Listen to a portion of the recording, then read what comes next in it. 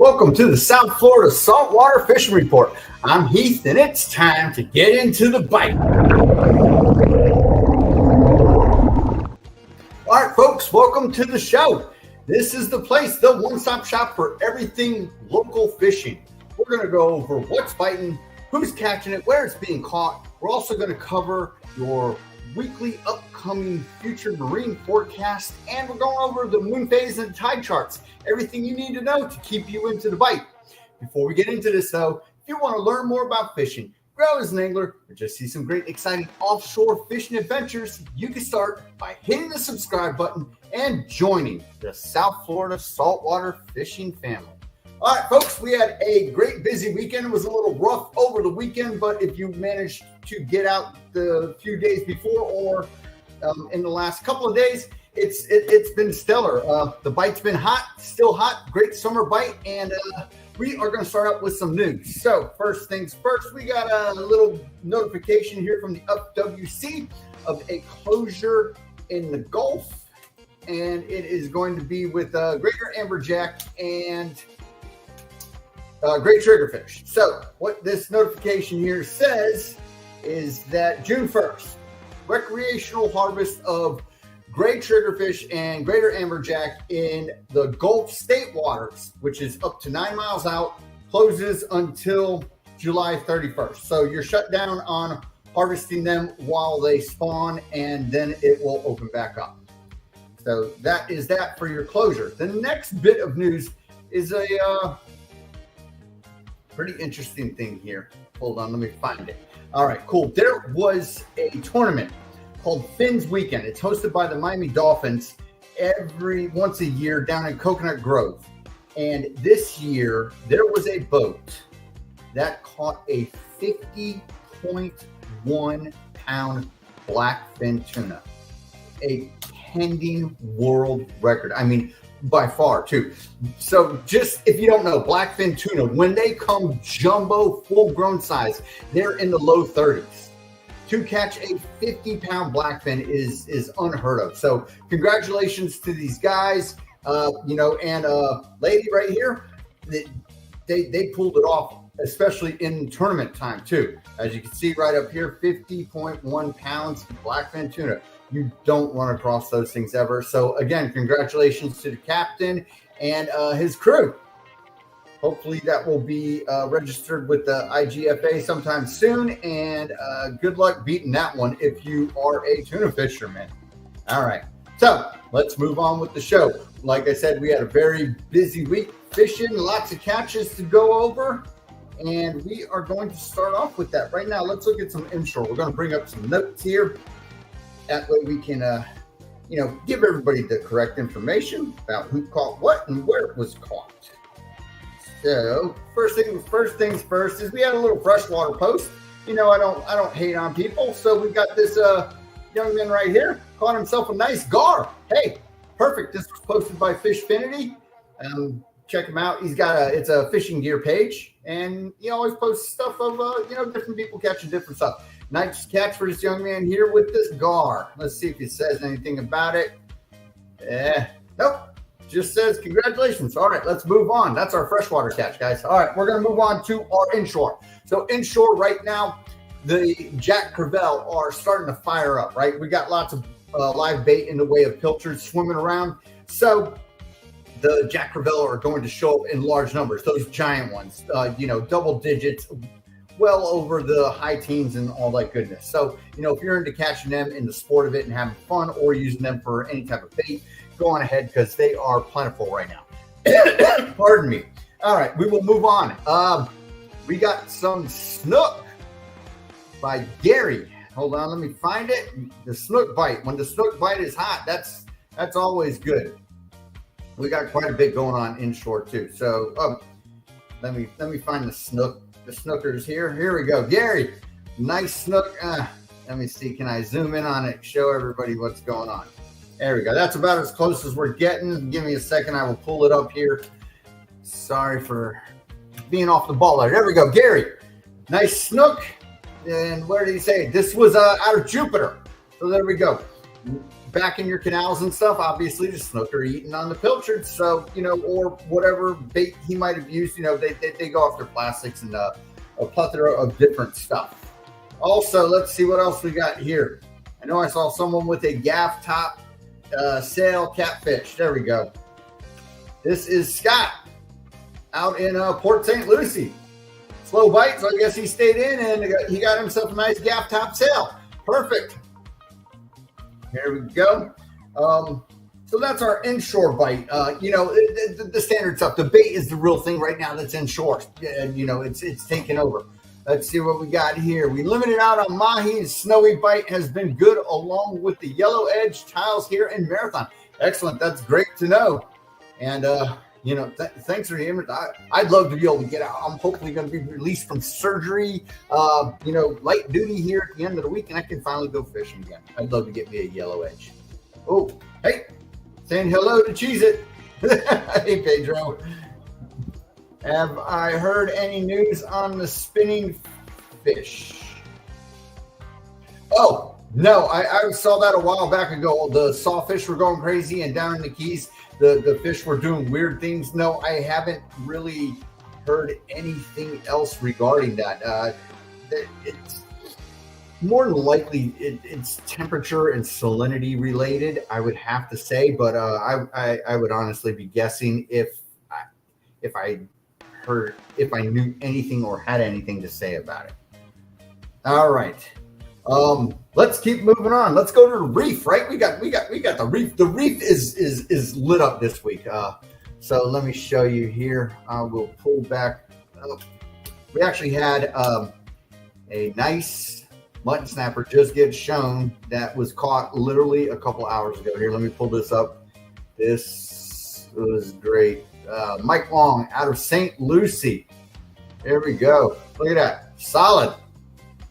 Little greenback. That's the shallow guy. Perfect. So he literally just submitted this. He said he got this guy a couple of hours, 2 hours ago. So that's actually 3 hours ago since he posted it. There we go. The mutton bite, right? Again, we're talking over the Reef. So let's keep on moving on. See what we got over the Reef. I know we got a bunch of posts going on. You know, deep ledge of the Reef. Everything's happening. Here we go. This is Lafayette Malone. He posted a bunch of stuff. Look at that solid shallow water mutton snapper. He said that, you know, he wasn't expecting this guy at all to swim up. They were getting all sorts of other fish, yellowtails and stuff. So let's see what we got here. And then, you know, he I'm gonna need a bigger cooler. Yellowtails in the bucket, light spinning gear. Look at that bucket right there. Yellowtails and that slob of a mutton snapper. So, you know, good job to him, man. He well-deserved fish. And all right, so let's keep moving on with what else is on the Reef. We'll head to our Monday comment section and we'll move on down. This is a true boatload of yellowtails right here by Yasmini. He new to the group, and look at that. I mean, man, I'm not even gonna bother counting, and a big old fat false albacore right there to boot. So, you know, not only did he he's got a ton of food there, and he's got more bait to go with it for the next time he heads on out. So the yellowtail are on fire right there. I mean, that just shows you. So we've got the mutton snapper, the yellowtail. Let's see what else we got. We'll head on down. Here we go. This is Pedro and Anna. They always have a very nice buffet of fish going on. And let's see what they're saying about this. So this was Thursday, slow start to the day. Headed out, this is off of Juneau. The Juneau ledge around 100 feet. Nice yellowtail bite, obviously. And then we go, they were chewing on sardines, not on the squid or cut ballyhoo. Little couple small muttons. The king hit on a flat line, kingfish right there. And then they trolled back in 100 to 400 feet, got the blackfin tunas here and this little mahi. So, hey, and then they said they hooked up on a nicer mahi in about 260 and lost it. Hey, that's why it's called fishing and not catching, folks. You know. Anyway, so great fun day with family and friends, they say. So here you go. I mean, that's a solid haul right there, man. You cannot complain about that. All right, so let's move on. That's a That's reef fishing for you, you know. And then they hit the reef hard, and then they go and troll. Here is another Lafayette measuring up his mutton snapper, and it looks like it is, I can't even see, 27 inches long. That's nice. That's a solid mutton snapper right there. All right, cool. Here we go. Keep on keeping on. This is from Billy Bob. Here's a reef haul and a half. Look at all the yellowtails. We got triggerfish. We got blue runners. That's solid right there. And we got a little bit of fun happening in the background right there. So, man, that's a solid fishing trip. Triggerfish, if you've never caught them and you don't know about it, they can be a little tough to fillet if you don't have down your technique, but that's solid. Triggerfish are great eating. All right, so there we go. We'll move on and keep on keeping on with the reef report. So as you can see, the snapper bite is solid. Yellowtails, muttons, triggerfish are going to be up in your chum line, so be prepared for it. All right. Let me pull back up my notes, see if I got anything else to say. I know I saw quite a few cobia being caught. No pictures. The grouper bite is definitely, definitely there. The deep grouper bite, which is your snowies, your yellow edges, your deeper ledge, which is your gags and your blacks. And up on the reef, the shallow reef, you got you'll run into black grouper there. And you've also got the rosies and the rock hinds.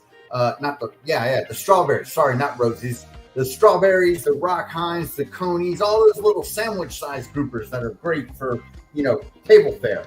All right, so let's see here. Oh, we got another nice little reef haul right here. Check this out. This is from Neil. So he had a great day out. He's got a solid AJ in the back right there. That's definitely a double digiter. He's got some false albacore.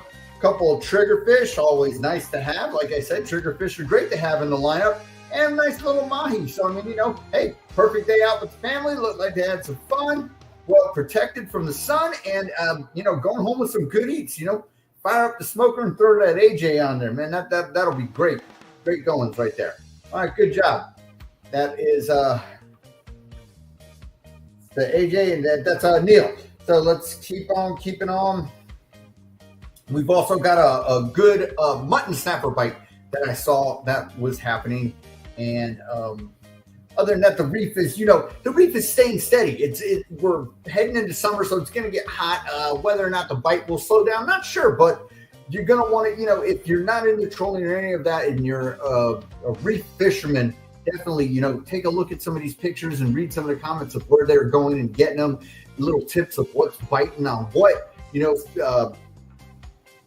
Pedro said that they were eating sardines, tune up the sardines, no ballyhoo, no squid. So, just take little bits of information that you can like that. And also, we are heading majorly into barracuda season. So the barracudas are going to start following up every fish you catch, eating half of what's on your hook. If you're out trolling, they're going to hit your troll baits out deep. That if you're fishing for mahi out in 1,000 feet of water, the barracudas are out there too. So, and also we've got a good African pompano bite going on too. So don't forget about them if you are fishing over the reef. Let's talk a little bit about deep dropping. Deep dropping it's going on. We've got blue line tilefish being caught everywhere. If you are a deep drop fisherman, I suggest you get them caught because it is June 4th and you have until July 19th.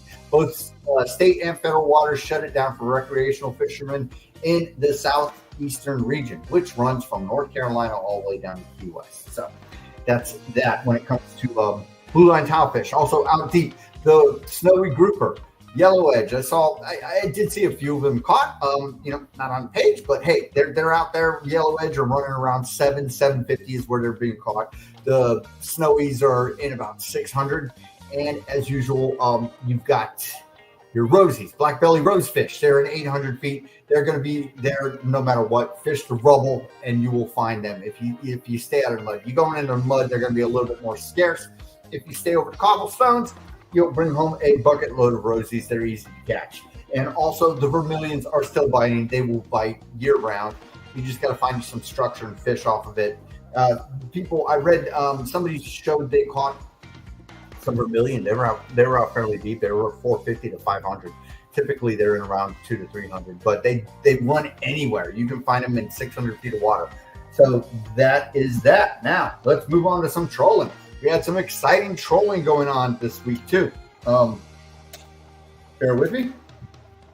I will pull it up.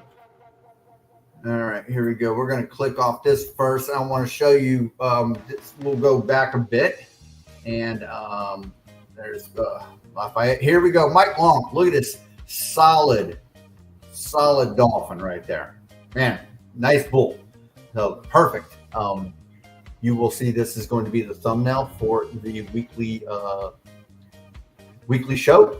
And that's what I started doing recently, actually, was, instead of showing my face as the thumbnail for the YouTube channel, I just pick a, nice fish, nice group of fish, whatever it is, so just you make your submissions and who knows, you might end up on the cover.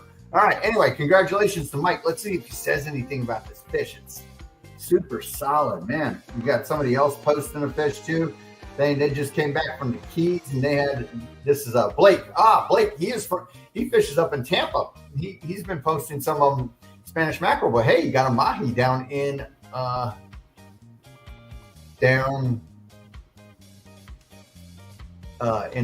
Keys somewhere. Didn't really mention where. All right, so Mike, what does Mike say about this fish? Now, got it on pitch bait. So obviously they saw some stuff and they were throwing stuff out and they got hooked up with that. That's a solid fish. All right, let's continue on with some trolling. We got blackfin tuna. This was by Orlando. So if you ever tune into some of my videos, he is using one of my favorite. It looks like a Billy Bait turbo slammer, but I think it's probably a tuna hammer. The tuna turbo is what it is, but they all kind of look similar. This lure right here, if you look into it, is one of my go-to lures. Catches everything from mahi, sailfish, blackfin, obviously. So this is a good fish right here. So excellent catch right there from Orlando. Glad he could land on it. All right, let's keep on keeping on. This is Pedro submitted an interesting. This is more of a reef thing, but this is what you can do when you get a boatload of yellowtail. I mean, he's got right here. We've got some tuna, got some sushi going on. I mean, man, this is just that's a nice little collage of fish. Oh, Bass Pro Brand Tuna Turbo. Excellent. Thank you, Orlando. Yeah, nice catch. Those lures all kind of look the same, but still doesn't matter. I buy the off-brand one called the Boone Turbo Hammer. All right, so still nice food catch right here. All right, let's keep on moving on. There's our gar. Here we have, this is the Colonel. I work with the Colonel, and he went out with his son and a friend, and they landed on some blackfin. So again, the deep ledge is providing the blackfin still. Look at that. It looks like they jigged this guy up. They got him on a jig. There's the Colonel. That's his son, John. There we go. I mean, so you see, the tuna are still coming in good size. They're not all footballs just yet. Those are solid catches right there. So congratulations to the Colonel. Let's keep moving on and see what else we got in the way of trolling and what is, the pelagics. I should refer to it more as pelagics than trolling. So we saw Pedro's plethora of a catch. We got, all right, this is from Bo. He went Isla Mirada, 600 feet. What do we got? We got, looks like that's a skipjack tuna there, a blackfin, and a couple of nice mahi. Hey, congratulations, Bo. Thanks for the information. 600 feet. He says it's a bonita, but that doesn't look like a bonita. Let me zoom in. I mean, the stripes right there look more to me like a skipjack tuna. So I'm calling that a skipjack and not a bonita. Anyway, congratulations, Bo. Nice solid catch. Nice day out there on the water, down in Isla Mirada. He says he's taking the kids tomorrow with shrimp to the reef. Smart move, man. You'll definitely, do a little bit of this, a little bit of that down there. All right. Let's see what we got. What else we got going on in the way of pelagics? Pelagics biting. We saw that already. We saw the cat, Here we go. This is from Johnson Chan. Nice kingfish right there. Hey, Cool. Listen, perfect, man. Kingfish is one of my favorite fish to eat. So if I come home with a king, I'm always happy, man. Look at that, nice, nice low teens fish, maybe maybe a little bit over 15 or so, solid. But pictures are always this, a little bit deceiving. Hey, man, hope you ate and enjoyed real good. All right, let's keep moving on and see what we got for pelagic. That again, the kingfish is deep reef fish, deep ledge fishing, along with those blackfin tuna. Here we go. Here is Jason Reese hooked up with the football. There we go. What did he say about it? He got this 130 feet off Fort Lauderdale. He was fishing one of those artificial bonita strips on a number 4 planer. So obviously the question is if you've ever said, hey, does that thing really work? I'm looking at what looks like an iridescent strip hanging there. Does it work? Here's proof is in the pudding right here from Jason.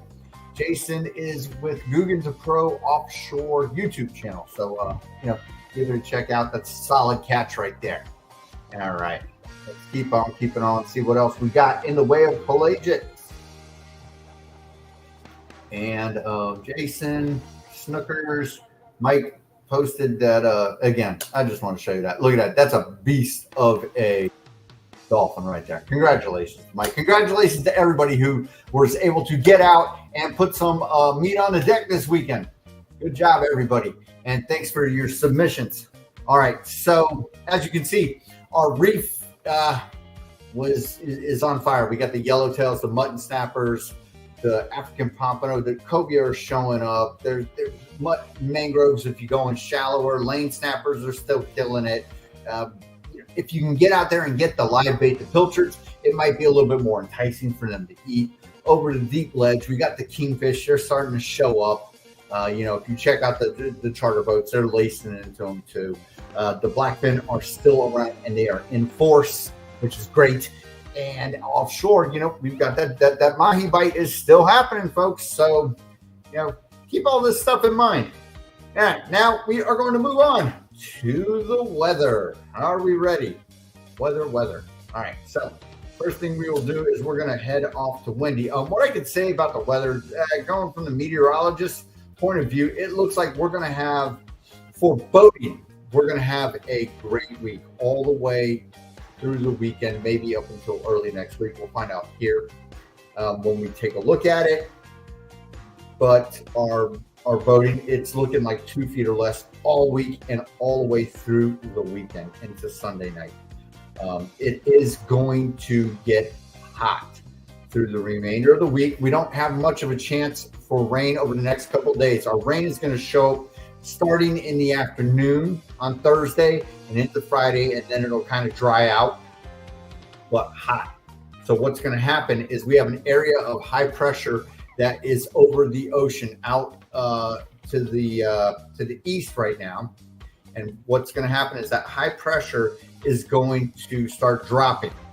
And once that starts dropping, our wind is going to shift from the east, which it's at right now, and it'll start coming from the south and more to the southwest. When our wind does that, the wind travels over the land and it heats up the east coast because of the just natural phenomenon of what happens with the air. So remember that when you get a wind from the south to southwest, we get hot. We're going to be in the mid to upper 90s from the weekend. All right, so let's look at windy following that little spiel. Let's see what it's going to look like. All right, so this is right now, okay? We got winds out of the east, okay? But we had a beautiful day. If you looked out at the inlet cams, like I said, you saw the seas with up in St. Lucie. The seas they're very laid down, very subdued today. Like I said, 1 to 2 feet. Nice. So let's look at tomorrow's wind. Tomorrow, we've got winds that are coming from the southeast, and the winds are blowing 5 miles an hour, if not less, all the way down to the Big Bend, all the way up north. Tampa, it picks up a little bit, but it's blowing, westerly. So everybody's looking at, like I said, great, boating conditions throughout the rest of the week. Wednesday afternoon, not much. We pick up an onshore breeze in the afternoon, but that's nothing out of the ordinary. It's going to keep going like that throughout the week. But, so what will happen is you'll get a little bit of chop if you're out there in the afternoon, but nothing unbearable. All right, come Thursday, look at this. We got, pretty much nothing down in the Keys. You're looking at 5 miles an hour or less. Big Bend, Everglades National Park, everywhere.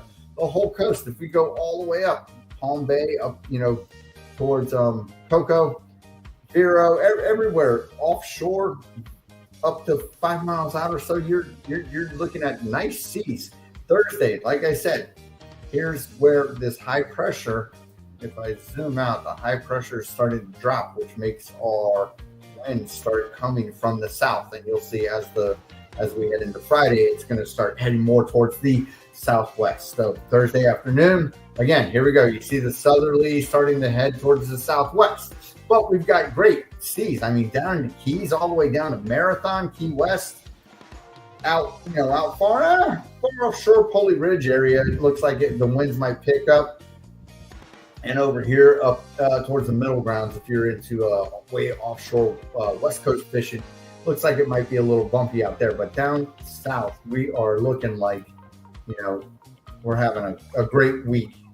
And as we head into the weekend, Friday, here we go with that west wind. So when you got the west wind, folks, we got the swells going to form. Of course, it's going to lay our seas down. And like I said, west wind, it's going to be hot. Friday, we're probably looking at 95. Saturday, we're looking at 96. So Friday afternoon, again, the wind shift more from the west and offshore to the south. But look at this. It looks like it's going to pick up into the low teens, but don't worry that, like I said before, when wind picks up, that doesn't mean your seas automatically pick up. It doesn't work like that. Okay. And down into the Keys, we're looking real nice. Key West. West Coast, again, a little bit of breeze going on, but I'm pretty much sure it's going to be nice for boating all throughout the weekend. Saturday, again, west wind. So you're going to have a nice breeze if you're out on the water, but it's going to be hot, folks. So, and don't just wait for it. I know you're seeing the green, which means we've got, mid-teens to upper teens of steady breezes, but you're still going to have light seas. You'll be able to get out, trust me, all weekend. It's going to be great. Biscayne Bay, laid down, subdued, 10,000 Islands, Everglades National Park, all the way down to the lower Keys, laid down, Big Bend. It's looking like a good weekend to get out. Tampa Bay, Skyway Bridge, all that stuff. You're looking like, be a little bit of windy out there, but hey, they've been having some solid catches out there regardless of the conditions. Saturday afternoon, looks like it lays down. Our wind is going to shift and we're going to have, quite a few calm spots. This is what I was telling you, where, in spite of what the wind's doing moment by moment by moment, we're going to have nice seas. We're going to head into Sunday again at west wind. So it's going to be hot. And, as it picks up, I think during the day, same thing, same sort of process. So we'll start out a little windy in the morning from the west, and then our winds will shift as we go into the afternoon. Monday, winds again from the south looking like they're picking up. So we'll have to check out early next week what's really going to happen. The meteorologists and some forecasts don't go into it and predict it like Windy does here. Monday afternoon, again, still kind of picking up, the low double digits coming from the south, swooping around. We've got a little bit of a dead spot here, so we'll see what happens. Over on the west coast, more mid-center of the state around Tampa, it looks like it lays down a little bit. Down here off the east coast, Palm Beach, Tri-County area, looks like it'll be picking up, but we will see when we check out our waves. Heading into Tuesday, it looks like the wind's going to start really picking up again. So we'll see. By this time, when you get this amount of wind on a constant basis, it could really affect, start affecting the sea and give a little bit of bump to it.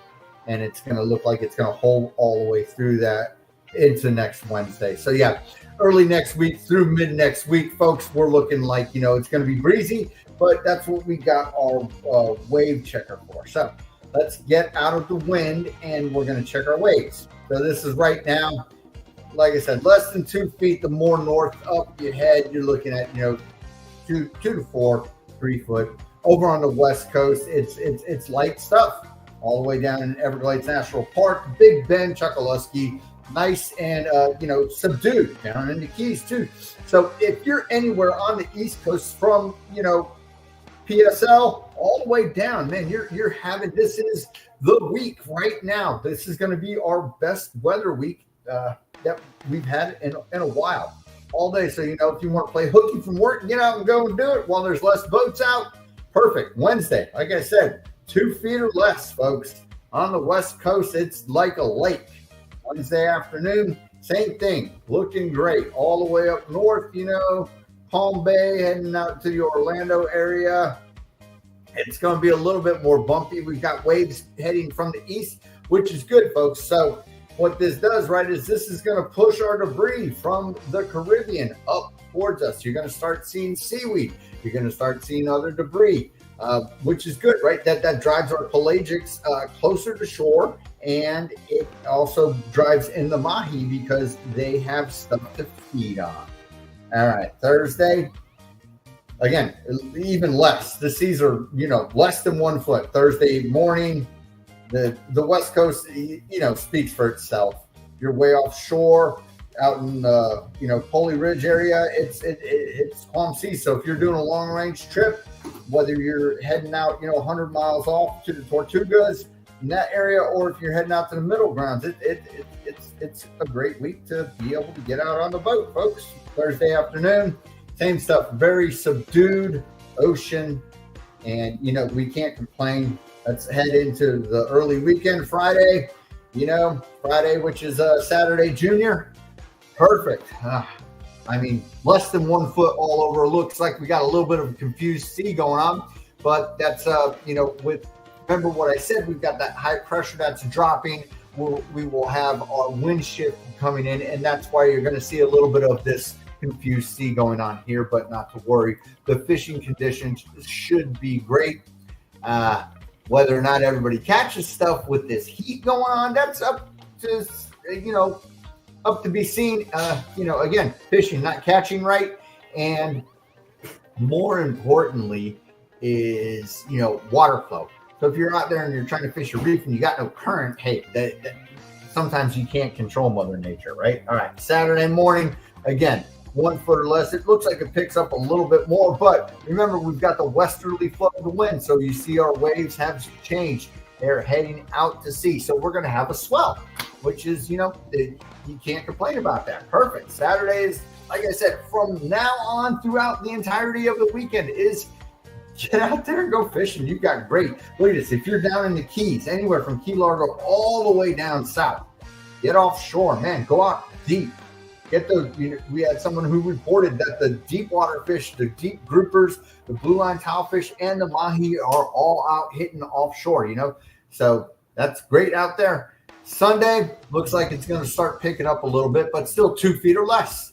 Can't complain about that. Sunday afternoon will be a little bit more subdued as our winds change. We will get some more confused seas. Monday, again, we saw that wind starting to pick up from the south. So we're also going to see our seas start to pick up, but this is still 2 foot seas.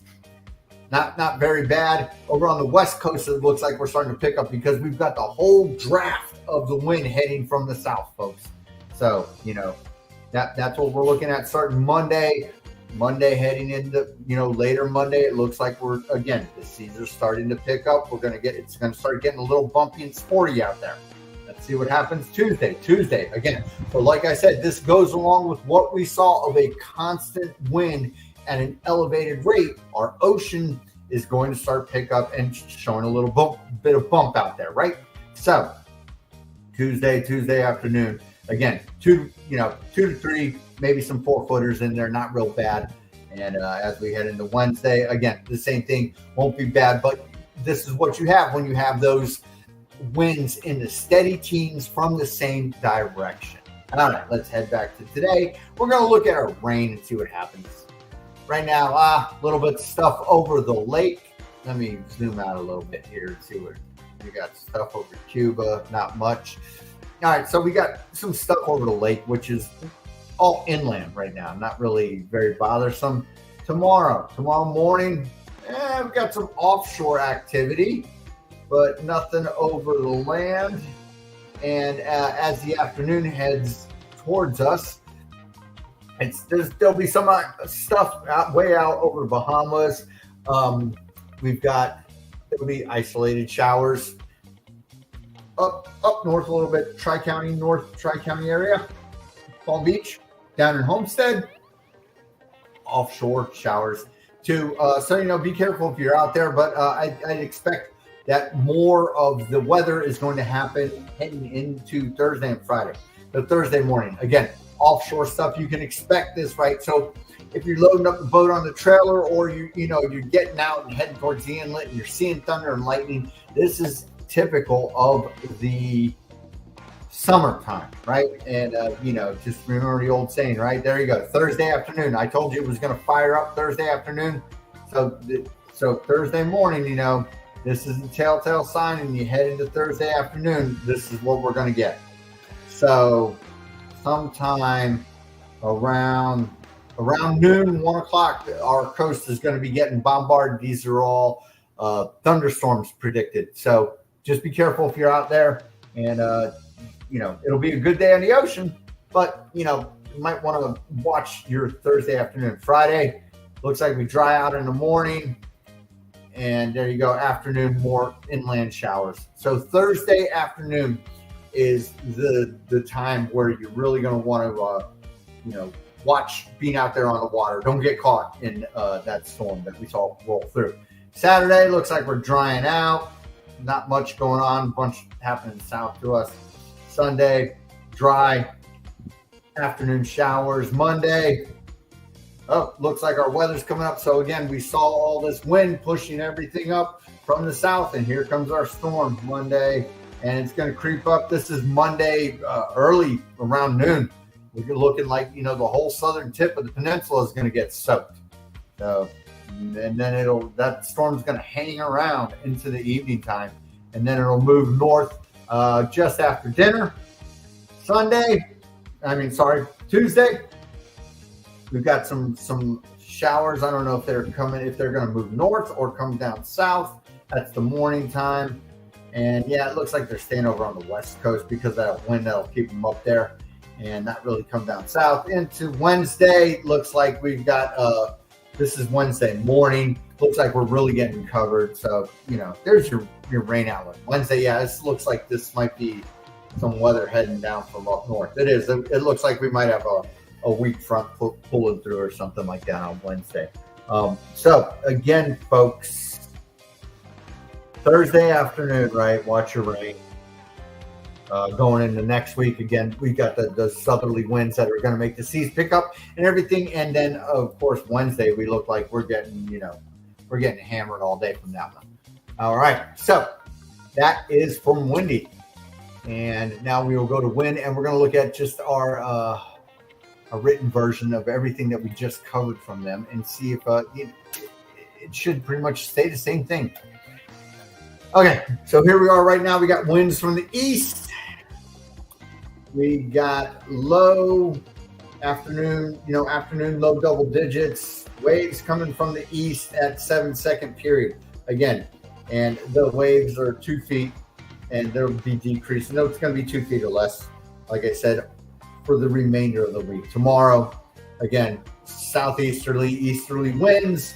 Waves heading from pretty much the east. 2 feet or less, 6-7 second periods, good to go.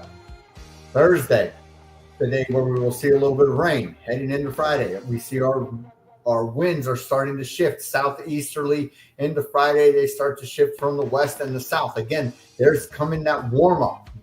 Remember, when that wind heads from the south, that's where you're going to warm up. Our waves on Thursday are heading from the east still. We've got 2-foot waves starting to sort of calm down as we head into the afternoon and into Friday. Friday, they'll be 1 foot or less. We've got a 6-second period. And in Friday, we've got an 8-second period. So again, as these winds shift directions and the winds start to head from the west, that creates our swell, which creates a longer period in between waves. Heading into Saturday, our wind direction is from the west, and then it will be from the south in the afternoon. Sunday, again, early in the morning from the west, shifts from the south in the afternoon. Wave direction is confused sea. Like I said, when you've got these winds that can't make up their minds, you get a confused sea. So our waves are, Saturday, one foot or less. Same thing on Sunday, 1 foot or less heading into the afternoon, ramping up to about 2 feet. But we've got waves, right, that are going to head from the southeast to the east to the southeast, southeast to the east to the southeast. So you've got a little bit of fluctuations. Now, this can turn off the bite when you're fishing over the reef. So just be wary of that. Shifts in wind, shifts in waves, stuff like that happens to affect the reef bite. So, if it's a little slow on there, it is what it is. But if you keep persistent, I'm sure you will be able to find the bite. Monday, again, west winds and everything starting to pick up into Tuesday, into the lower teens, mid-teens, and into Wednesday. As you can see, we're steady higher teens with gusts up into the 30s into Thursday. So we're looking at some weather event happening next Thursday. We're going to have to watch that and see what that is. That might be some sort of tropical disturbance building up, right on top of us. It's very possible. So Monday, again, seas 1 foot or less heading into the afternoon, and Tuesday is where they start ramping up. And the weather's just not going to be on your side come middle of next week. All right, so let's check out what NOAA is saying. And NOAA is pretty much going to agree with what they are, because it's such a widespread weather event where we're having calm days, right? So tomorrow, 2 feet or less, seas 5 to 10 knots. Again, NOAA covers a great deal of area at one time. So if you see these generalities, you got to take it for what it's worth. If you might say, hey, it said this, but in my area it's wrong. Yeah, I really use NOAA to look at the period between the waves, which they don't always report.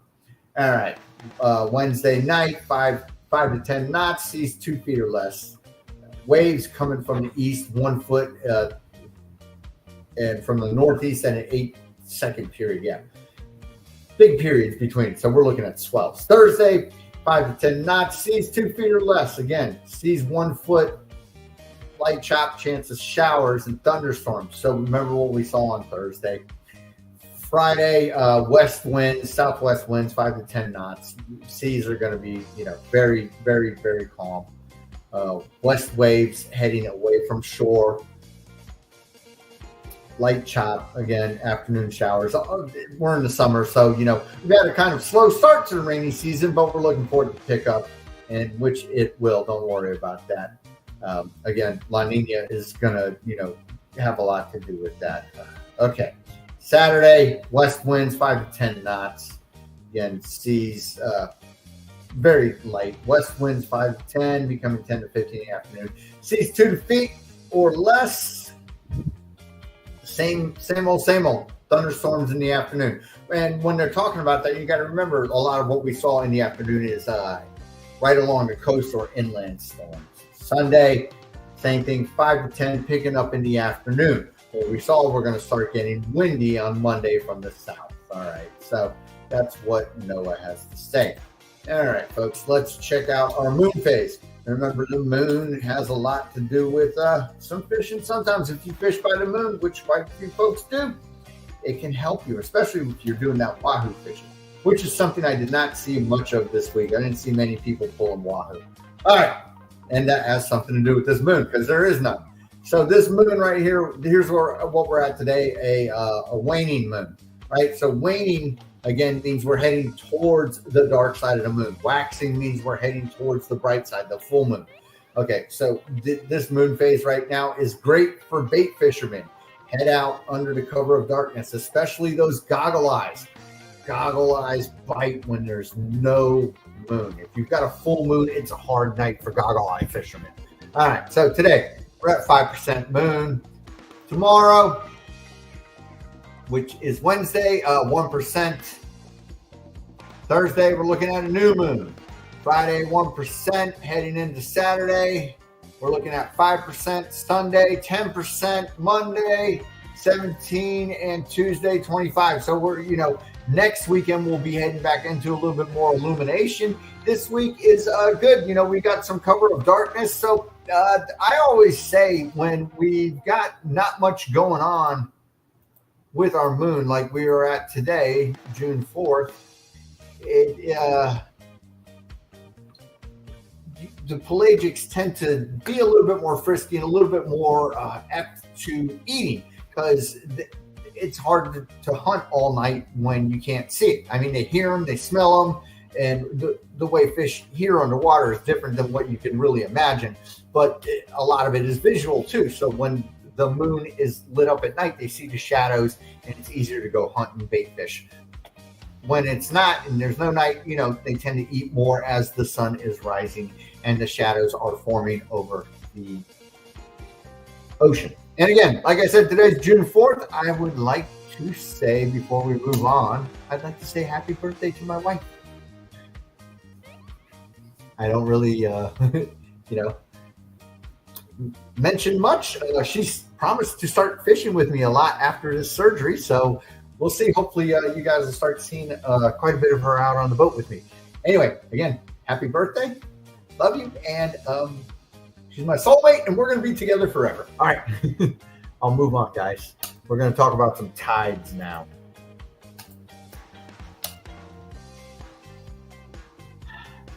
Here we go. Tide chart. All right. Again, tide chart, water flow. Very important. So right now we are looking at, again, let me go over what it means. Your tides cycle every 6 hours, and the full cycle is every 12 hours, rising and lowering. If you are fishing inlets and jetties, you want your tide to be falling, which is this right here. You want your tide to be going out. What happens when your tide is going out is all your sediments head out the mouth of your inlet, and it draws in little fish to eat that sediment and pieces of bait and whatever and then it draws in your predators. If you've got an incoming tide, you don't want to fish a jetty or an inlet, you will catch zilch. All right. So right now, as the sun comes up, we are at a stalemate. We'll be heading into the outflowing water as the day wanes on, which means as the week goes on, we will be on the incoming tide as the sun's coming up. So you'll want to, not necessarily fish those inlets and those jetties as the sun's coming up. You'll have to wait till the later portions of the day. Tomorrow, we will be at the end of the incoming tide as the sun is coming up, outgoing tide flowing into the afternoon. A little bit of a rough fishing time there if you like to fish the outgoing tide. Again, and as we see this head further into the weekend, it's going to be more of the same. We'll be further into the incoming tide. As you see, Thursday, we're about 2/3 way through the incoming tide. Friday, we're halfway through. So the water is going to be pulling hard, right? You should have good water flow, but it's not going to be effective around those inlets. It'll be effective in the mid-morning heading into the late afternoon. And on Saturday, again, we're just over 1/3 into the tide coming in. And our outgoing tide will be from the late morning into the early afternoon. And that is the look at our tides. So, fishing the inlets and jetties next week is pretty much a crap shot. I wouldn't hinge my bets on it. All right, folks. So that about does it. Just want to invite everybody real quick before we sign off to, if you have Facebook, we are on Facebook, and it is the South Florida Saltwater Fishing Report, which is directly linked to this weekly live show. Let me just pull it up here real quick. This is what it looks like on Facebook. You just have to ask to join the group and answer a couple questions. What's your favorite fish? Do you agree to the rules? And it's fairly simple. You will see the cover looks pretty much like this. You'll see all these posts, and we have, weekly news, information, upload your catch and be part of the show, folks. You get on the channel, you get to see who's catching what, see yourself on there. And like I said, I've started putting a nice catch as the thumbnail, and we're having some good old fun. And if you haven't yet subscribed to the YouTube channel, I thoroughly invite you to, and join the South Florida saltwater fishing family. All right, folks, we're going to pull the plug on this one. It's been fun. Cheese It looks like he's ready to go. All right, so till next Tuesday, South Florida saltwater fishing, going wherever the cool wind takes us.